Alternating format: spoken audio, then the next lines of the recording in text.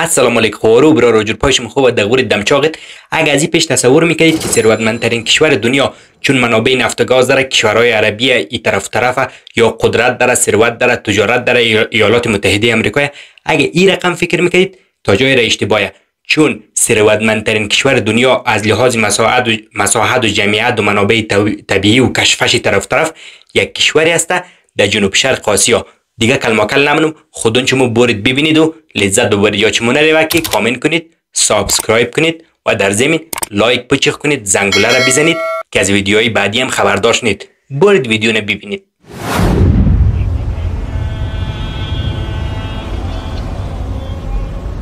خولایگو اینم یالا کسته سلطان از اینجا تیر میشه. کل از جمعیت مینگرید ایگنا اینجا مده که سلطان توخ کنه.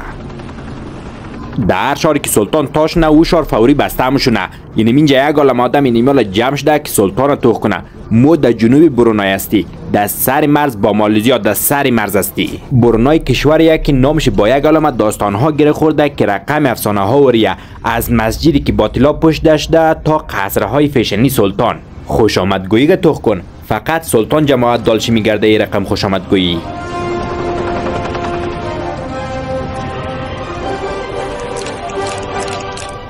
اینیم سلطان حسن البلقیه است در جمع ثروتمندای لوی دنیا و ای هم بچهش متینه که به حد دوست داره در فضای مجازی فعالیت کنه. اما سوال اصلی ایه که این کشور چقدر ثروت داره؟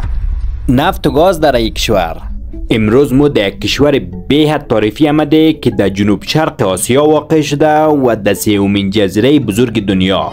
کشوری که از لحاظ مدیریتی رقم دبی و سنگاپور وریه و سلطانی که در جمع ثروتمندای لوی دنیایه. این دوستا بالاخره ما در برونای رسیدی، کشوری که در جمع ثروتمندترین کشورهای دنیایه و نامش با یک عالمه داستانها گره خورده که رقم افسانه ها وریه. وان ساختمان شریعت. این کشور در سال 2019 یک قانون شریعت اعلان کرد که در دنیای غرب به حد طوفان کرد. برای که در اینجا به ویزایش بیخی 3 ماه را در بر میگیره. از خاطر ما یک ویزای حمل و نقل گرفتم که 72 ساعت مرا در بر گرفت. مو تازه در برونای رسیده با رفیق و احمد. تو در برونای زندگی منی؟ آره در اینجا سخاگه مخوری. از تاب و هوای اینجا هر روز لذت مو برم. مو در اموری که سلطان بینگری. آره چون به حد راحت مشاوره دید. از خاطر که جشن تولد سلطان و با مدت 15 روز در کل کشور این می رقم جشن و کشفش جریان داره که ما در هیچ جای و در هیچ کشور دیگه این رقم جشن و کشفش ندیده. سلطان در این می 15 روز جشن تولد خود در هر نقطه کشور که مورا با این می رقم جشن، سرود، خوش آمدگویی، پیش آمدگویی روبرو میشه که بی حد تعریفیه.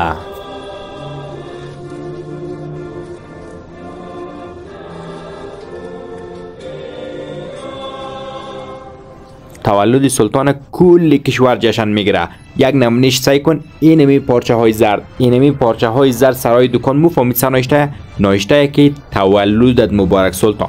و در شهر و بازار که آدم میگرده امی سرگایش ماشاءالله به حد صاف و نوربند است. تو کنه لیگو یک دفعه آدم فکر نه که یاد سنگاپور باشه یا دبی و مردمش بسیار لب جبش گرفته و مرفعه. و اونو پول پس پشت مرا تازه ساخته دمی اواخر در سال 2019 برای عموم باز شده به حد طولانی او طرف شدیدن نمیشه و دودن جزیره جدای برونای به همدیگه وصل نه. این مردم خیلی مورد رحمت خداوند قرار گرفتن، مخصوصا با نفت. این بخیر مو فعلا در یک منطقه استی که به نام ساریا یاد میشه و در سال 1929 در اینجا نفت پیدا کردن. این پس پشت مرا که شما سعی کن یک یاد بود بلده امروز روز هم اشته که باش بلدهش مو بخون سنه اشته کرده. به نام روز دهنده سال 1930 نوشته کرده و تایلونچ عکس یک دانه مسجد با پمپ نفت نقاشی کرده. اینا استخراج نفت را در سال 1929 توسط یک کمپانی به نام شل آغاز کردن. انا اون مجسمه یا اون نماد یاد بوده در اون طرف میگرید ایگنا که تولید در 1 میلیارد بشکه نفت که رسیده و اون را بلده جشن اونجا قرار دادن نصب کرده. و درآمد اصلی نمیزی کشور اینمی نفت به علاوه گاز. نماد طلقه و نزو تندیس به معنای ترقی و پیشرفت که از خریدن نمی نفت و گاز و اونو خطوطی که نشوه به معنای سرازیر شدن نفت و گاز به پایینه. در هر تانک تیل از کشور که بری نماد شل مفهمید برش شل یک کمپانی بریتانیایی است، تنها کمپانی است که نفت در از کشور استخراج منه و در کل کشور پخش نه. کل تانک تیل مربوط از این کمپانیه. این کشور کلو ریزه و از دو بخش تشکیل شده در جزیره بورنیو، سومین جزیره بزرگ دنیا. Borneo is the third largest island in the world. On its northern coastline is the British protected Sultanate of Brunei. بین از دو قسمت مالزیا و خشتک شما از این طرف در او طرف بخواید برید از مرز باید تشنید تا این که در سال 2019 یک پول به سامتو به طول 30 کیلومتر ساختن. این کشور ریزه یک زمان حاکمیت به حد کته داشته که بخشای از فیلیپین، ویتنام و بخشای بزرگی از مالزیا را در بر می گرفته. Brunei's history became dominated by the arrival of European seafarers.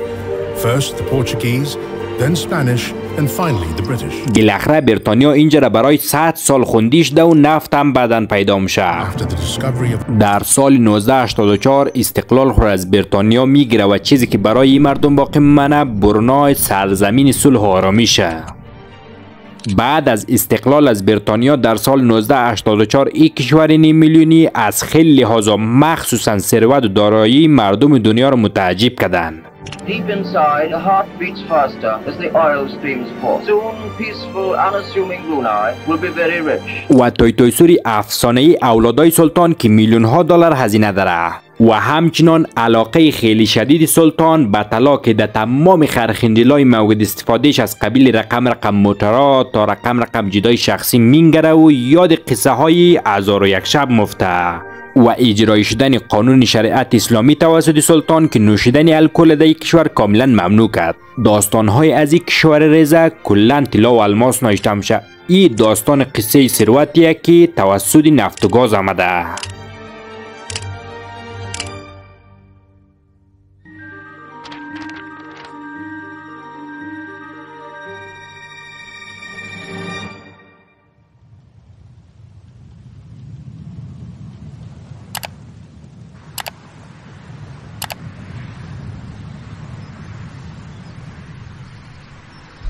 طلا همه جایت، تمام قصرها که است طلاییه. این قصر سعی کن قصر سلطان. دوستا خوب تا تو سعی کن که قصر سلطان بلدش منشو بدم نام شکسته قصر نورالایمان و عکس گرفته میتونید. بیحد عجیب غریبه که در هیچ جای دیگه این تر قصر ندیدید. هزینه ساخت چی ایمن 1 میلیارد و 400 میلیون دلار شده و در کتاب گینس هم ثبت این بزرگترین قصر مسکونی دنیای قصر سلطان با خانواده‌شی.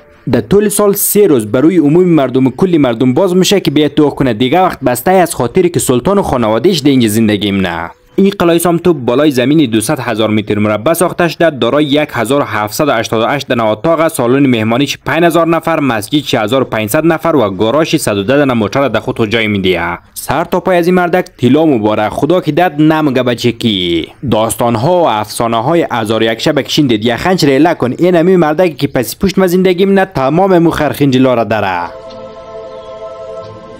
کل چیز طلاییه. این موزیم خانواده سلطنتیه. این کالسکه را مینگرید کلن طلایی کالسکه طلایی سلطان. وقتی که سلطان میخواه بین مردم رفته بگرد کنه بله از این سوار میشه و 40 نفر ایمن 40 نفر ایره میگیره بله گردون پرته اومنه و کش میکنه. خب میخواه که همون طلا و ثروت خوره قرنمایی کنه. سری پلنگ یک دفعه سعی کن کل از این کالسکه که است طلاییه و گرچه حصار کشیده که کس اینم از اینجا پیش رفته نتنه. این کشور خیلی آرام و صلح‌آمیزه و خیلی هم خالی که آدم احساس کنه آرامترین کشور دنیایه.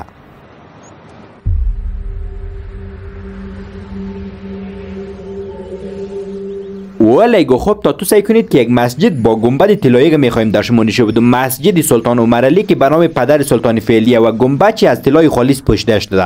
اینی الکینای شده بیخی از انگلستان آورده و سنگ مرمرش از سنگ مرمرهای تاریخی ایتالیا آورده. این مسجد یک منظره بی‌حد تاریخی داره. در بورلونچ دریای در این طرفش قریه شناور، در اون طرفش هم شهر بازار بیخی هم دغول تمدنه. نوربندی و زیباییش خیره کننده به خدا. در سال 1958 ساخته شده در جنوب شرق آسیا. بورلون مکسته ایمیال فیلیپینه. مو در جزیره برونی است. اینجا مالزیا نیه، اینجا برونای است. زبان اینجا که است مالاییه اما لهجهش فرق میکنه. با امیدی قبولی تا عاد عبادات. در پس پشت از مینه میاله یک مسجد به حد تاریخی دیگه است که به نام سلطان فعلیه، مسجد سلطان حسن البلقیه که مو قرار امروز نماز جمعه را بخیر در اینجا بخوانی. فیصدی مسلمانان در این کشور 78% برونای سرزمین آرامیش که میگه اینمی سعی کن چقدر آرام زیبا و نوربنده. سلام علیکم، جور پای شما خوبه؟ ایگنو نقلای از مرا پای نمفته چون مالایی نقل میکنه. امی تا که منش درب یک دنه مخزن نمینگری سعی کن.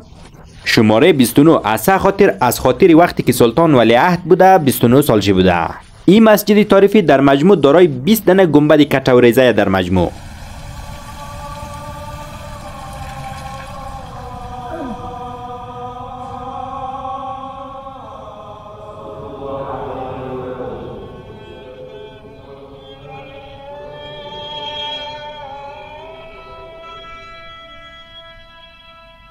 به یکی از بزرگترین و شیکترین هتل ها در کل آسیا خوش آمدید.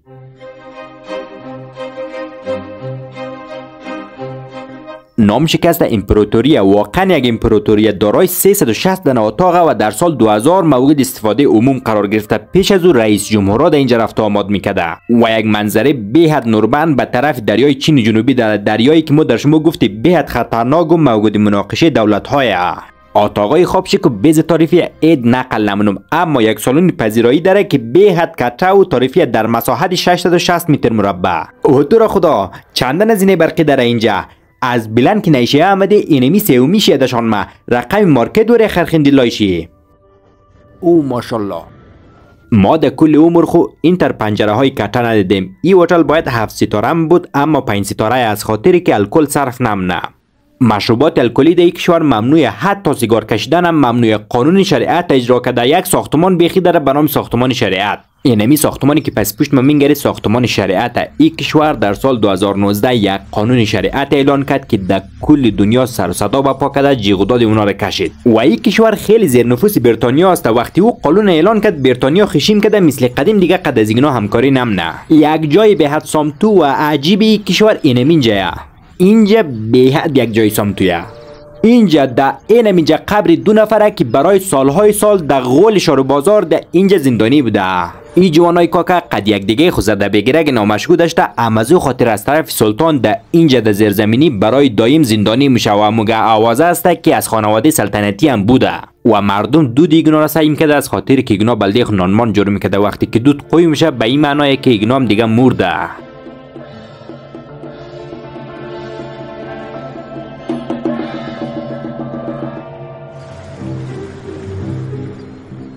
در این کشور افسانه های زیاده است. یک شینمی سنگ اینمی اینجا یک بچه زندگی میکرده قد ایخو را اعلام نه وقتی مجارد میشه ایش هم ایره بدوا میکنه. از خاطر بدوای ایشی اینمی سنگ بله قایق بچه مخوره و او را از دنیا قویمونه.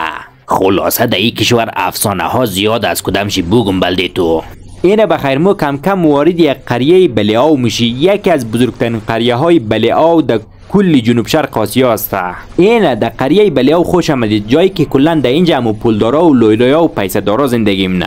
و سوال شما شاید امی باشه که گناه قص پیسه‌دار بر شیخان اینجا ریله کده یک جای بهتر نموره. در جواب شما باید بگم از خاطری که برونای از این از اینجا شروع شده. اینجا یک زمانی پایتخت کل برونای بوده.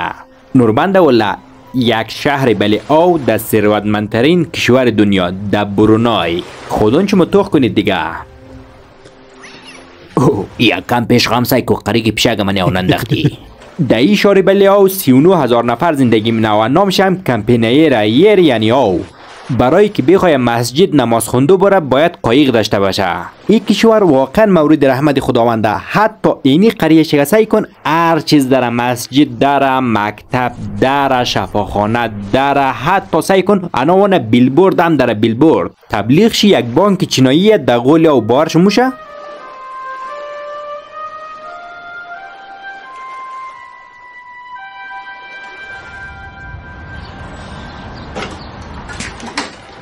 علیگو اینیا لما یک غذایش را مزمانی به نام نسی کتوک. این معروف ترین غذا در کل برونای است. چمکه خروب با برنج. طریقه پختایش را هم که مینگرید این خوشمزه ترین غذا در کل برونای است که آدم مینگرد دان آدم بخی آو برمنه. رقم پقمش کیفسی وریه اما باید بگم که محلیه. و راستی یک چیز دیگه، ناسی به معنای برنج و کتوک به معنای در زدن، دروازه را که میزنه. آره تاک تاک تاک. بسم الله. ناسی کتوک آواز کنی. سعی کن علیگو رنگ روخ شد یک دفعه.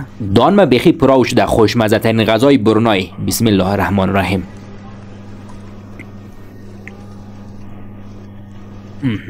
بی حد دوست درو میره. با خدا تو مصری هم هستی؟ آره بی حد طرفی خانه آباد. اینی جوانی که در الازهر دست خوانده و اینی دیگهش هم در الفطرت. این سوپ در اینجا خیلی معروفه، به نام سوتو یاد میشه. از رقم پقمش خیلی خوشمزه معلوم میشه. باش که مزه کنم سر رقم مزم دی. تشکر از مهمان نوازی مردم یالی شده از برونای کلای اندونزیایی. این دفعه نوبت انبویه در غذایی که از کلی منطقه، از سنگاپور، از مالزیا، اندونزی، از برونای، از کلی جای. رقم پقمش چسبگه، سمسایه چسبگه. به نام خدا بسم الله. یا خدا چی قصد تلخه. وی وی وی وی. به حد سمتویه، یکم زمان لازم داره تا آدم درش عادت کنه. ایره هرگز نمیخوایی، باید قورت کنی. خیده نمیشه، باید قورت کنی ادی؟ اره دیگه، ما ممیال امور گفتم. ولی شما هر روز مزی میخورد؟ شما مردم خوپک بلی مزی کتاش دید در رقمشی. هری به خدا اصلی غذای مامیه. سلام علیکم، جورپای شما خوبه؟ این جوان میگه که این غذایش بهت خوشمزه، باش که مزه کنی. هر خرخندی لده اینجا چل کده. این جشن از خاطر تولد سلطان خودن شما خبرید. نه پیسه خوره بگیر، این تر نمیشه به خدا. او از اون طرفه ای خانه تاباد، به خدا شرمنده کردی. این مردم بسیار یک مردم صلح‌آمیز آرامه و کشورش هم یک کشور صلح‌آمیز آرامه. بسم الله الرحمن الرحیم. به حد طرفی و خوشمزه والله. واحد پولی اینجا که است دلار برونای و اندازه و قیمت به اندازه دلار سنگاپور. امازو خاطر هر چیزی که بخوای بخری 1002 واحد پولی میتونی استفاده کنید. تصور کنید یک کشور میتونی با 2 واحد پولی خرخندل بخری. سلام علیکم. اینا یک کشور به حد ثروتمند و تاریخی با مردم به حد تاریخی و آرام، فرهنگ به حد غنی و تاریخی و غذاهای به حد خوشمزه. خلاصه هر چیزی که از این کشور بگم بازم کم گفتیم. واقعا که مورد رحمت خداوند قرار گرفته با یک سلطان به حد تاریخی و منابع طبیعی نفت و گاز. اینیم آخری سفر از مده کشور دیگه. کلماکل نمونم، غلماغل نمونم، یا چمونه رو که مرا سابسکرایب کنید. علی دوبلور مرا سابسکرایب کنید که بنده خدا به حد زحمت کشیده این ویدیو نجور کرده. دیگه وقتشون نمیگیرم. خدایار نگهدار شما. خیلی گو به حد تعریفی که تا اینجا رسایی کردید. بازم یک دفعه دیگه تکرار کنم که یا چمونه رو لایک کنید، اگر لایک نکردید تونس سابسکرایب کنید که او بنده خدا به حد تعریفی این در یوتیوب افغانستان برای اولین بار این تر وطندار شد. دوبله هم نه دیگه، یک کس دیگه به لهجه خودتان به زبان خودتان تونس دوبله نکرده. سابسکرایب یا چمونه رو با دوستام شیر کنید. دیگه کلماکل نمونم. خدا یار نگهدار شما تا ویدیونی بعدی.